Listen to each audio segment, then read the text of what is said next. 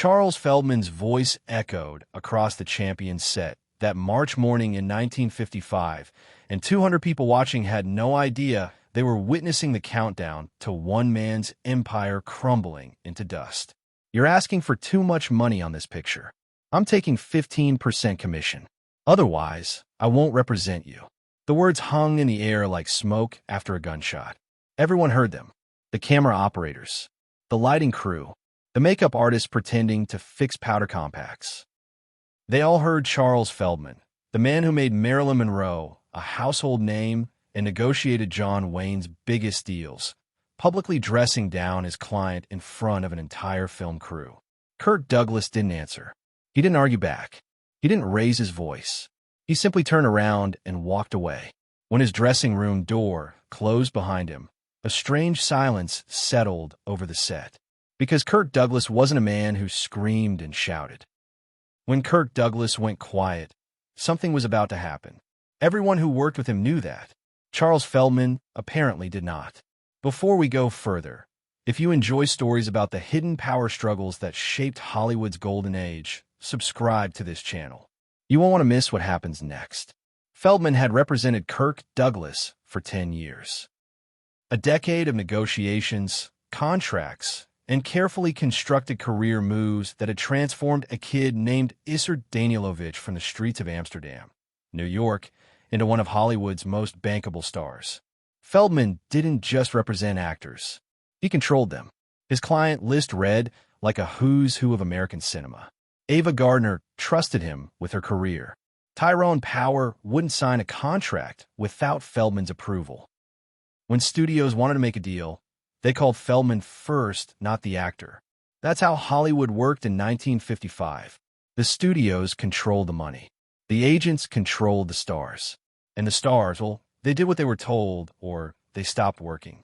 It was a pyramid of power, and Charles Feldman sat near the very top of it, invisible to the public, but essential to everyone who mattered.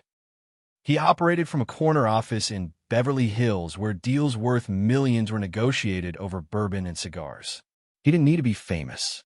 He needed to be indispensable. And for 10 years, he had been exactly that to Kirk Douglas. But something had shifted in Kirk Douglas over the past year. He'd been watching how the game was played. He'd seen how much money the studios made from his films while he took home his salary. He noticed how agents like Feldman would negotiate deals that benefited the agency more than the actor. The standard commission was 10%. Feldman was demanding 15%, and he made that demand publicly, on set, in front of cast and crew, as if Kirk Douglas would simply nod and accept it because that's what actors did. They accepted what their agents told them. Inside that dressing room, Kirk Douglas sat down in a leather chair facing the mirror surrounded by light bulbs. The makeup table was covered with the usual debris of a working actor, scripts, photographs, telegrams from well-wishers. He looked at his own reflection. He was 38 years old. He'd climbed out of poverty through sheer force of will and talent. He'd survived the Depression, served in World War II, clawed his way up from Broadway to become a movie star.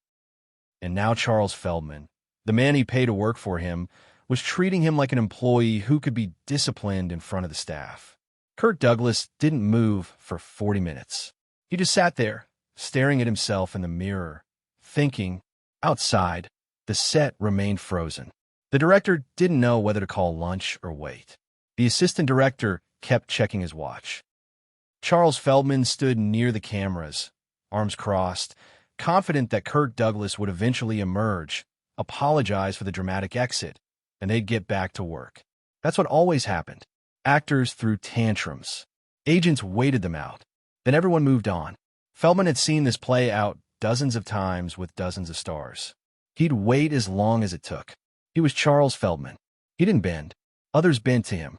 But Kirk Douglas wasn't coming out to apologize. He was making a decision that would change Hollywood forever. When Kirk Douglas finally emerged from that dressing room after 40 minutes of silence, he walked directly past Charles Feldman without acknowledging his existence. He went to the payphone near the craft services table, dropped in a nickel, and dialed a number he'd memorized the day before. The production secretary who answered recognized his voice immediately. "This is Kirk. Tell Charlie he's fired. 6 words. Then he hung up and went back to work. Charles Feldman found out he'd lost his biggest client when his secretary called him 30 minutes later, confused and panicked. By that point, Kirk Douglas's attorney was already drawing up the paperwork to terminate every contract between them. By the end of that day, the formal letters had been delivered. By the end of that week, Kirk Douglas had done something no major Hollywood star had ever done before. He'd formed his own production company, Bryna Productions, named after his mother. The announcement hit the industry like an earthquake. Actors didn't form production companies in 1955. That wasn't how the system worked. Studios produced films. Actors performed in them. Agents negotiated the deals. Everyone stayed in their lane. Kirk Douglas had just driven his car straight through all the lanes at once and created a new highway. The implications were immediate and catastrophic for agents like Charles Feldman. If a star could produce their own films, they could negotiate directly with studios. They could control their own image rights. They could choose their own projects. They could hire their own agents on their own terms or skip the agent entirely. The entire power structure that had made men like Feldman rich and influential for decades was suddenly vulnerable. But here's what nobody understood at the time, and what would only become clear years later as the full story emerged. That 40-minute silence in Kirk Douglas's dressing room wasn't just about a 15% commission. It wasn't even really about Charles Feldman. It was about something Kirk Douglas had discovered 3 weeks earlier, something that had been eating at him every single day since, something that explained why he walked away from a 10-year relationship without a single word of argument. Kirk Douglas had found out exactly how much money Charles Feldman was actually making from his career.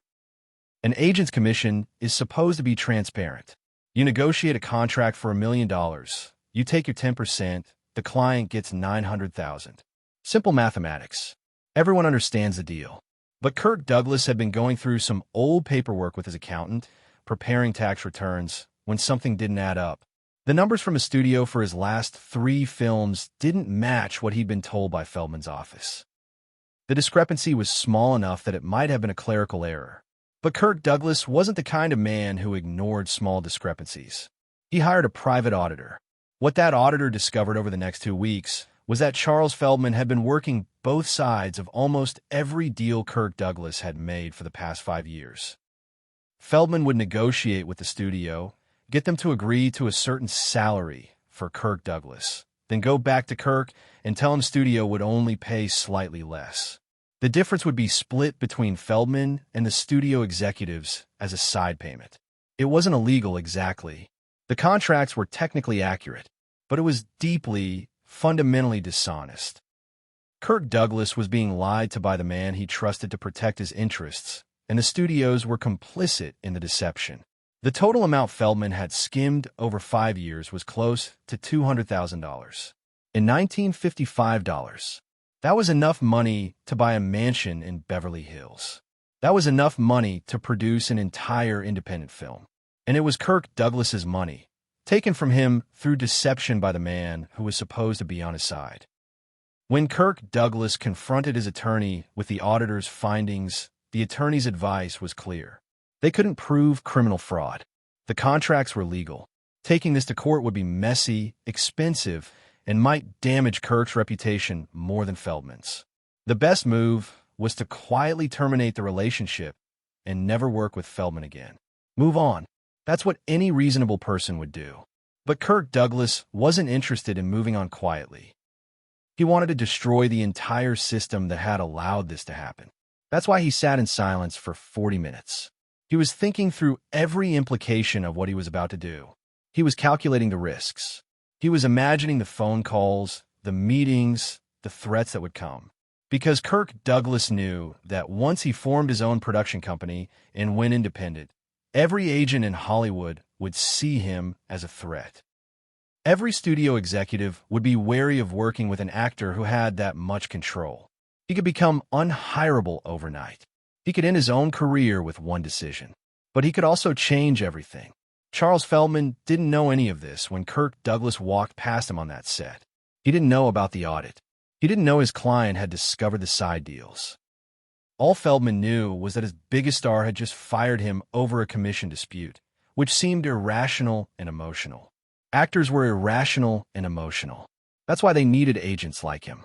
Kirk Douglas would cool off, realize he'd made a mistake, and come crawling back. Feldman was certain of it. He was wrong. Within 90 days, 3 more of Feldman's major clients had left his agency. They'd heard whispers about what Kirk Douglas had discovered. They'd started asking their own accountants to look more carefully at their own deals. And when they found similar discrepancies, they walked. Quietly, without explanation, they simply stopped returning Feldman's calls. By the end of 1955, Charles Feldman's client list had collapsed from 14 A-list stars to 6. By 1957, he was down to 2. The man who had been one of Hollywood's most powerful agents became a cautionary tale. Other agents stopped using the side deal tactic, not out of ethics, but out of fear.